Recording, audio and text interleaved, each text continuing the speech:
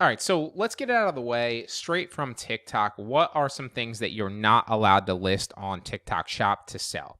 So, misleading content, which obviously is super broad, but the way that they kind of outline misleading content is anything that's making like false promises. For example, if you were selling a supplement and you called it 100% organic, that could be construed as misleading content because it's not 100% organic. If you were advertising something in the title or the description as like world's best coffee, again, that can be misconstrued because you can't say that it's the world's best coffee. And that's kind of the interpretation that they have. So as long as you're not making like false promises that are super bold like that, I think you're probably going to be fine. The next thing that's super important is minor safety. So obviously you're not pitching anything specifically for kids that, can't go to them. So if you're selling like toys, okay, that's one thing. But on the other hand, if you're pitching something directly to children that isn't geared towards children or shouldn't be, then you're probably going to get in trouble. You can't sell anything that's alive. So obviously any animals or anything like that, that should go without saying, but it is listed, so we'll cover it. Anything that's weight control or weight management, and this is something that for whatever reason, a lot of these platforms stay away from.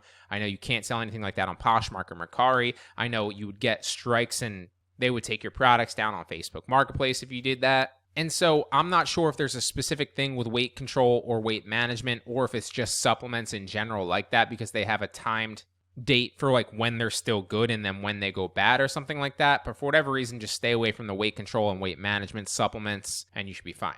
Anything that's sensational and shocking content. So my interpretation of this, they go a little bit broad in the way that they're describing it, but my interpretation of this would be anything like videos on like torture or something like that. Like obviously that's an extreme example, but that's kind of the example and what they were alluding to in their description. And then alternative ordering information. So selling like misleading orders or misleading reviews, or selling the opportunity to buy something else through you.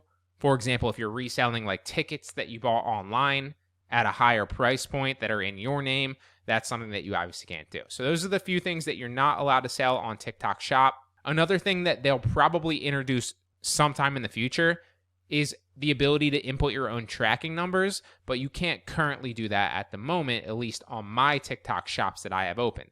So that leaves you with two options. Either you can sell things that you already have, right? So if you already have inventory, you can sell things that you already have, or you can do dropship arbitrage. If you're unfamiliar with what dropship arbitrage is, essentially what you want to do if you're dropshipping on TikTok Shop, because you can't input your own tracking number, at least currently, again, I expect them to open that up in the very near future. Currently, if that's still the case when you sign up, then what you'll need to do is you'll need to use a supplier that has fast shipping time to you. So something like Amazon or something like Walmart Plus, where something's going to come to you within like a day or two, or sometimes 2 to 3 days max. And then you could just turn around, ship it out with the TikTok label to your customer. And that's what I've been doing. It's been working very, very well. I take the same approach on Poshmark because you need to use the Poshmark label. I take the same approach on OfferUp because you need to use the OfferUp label. Okay.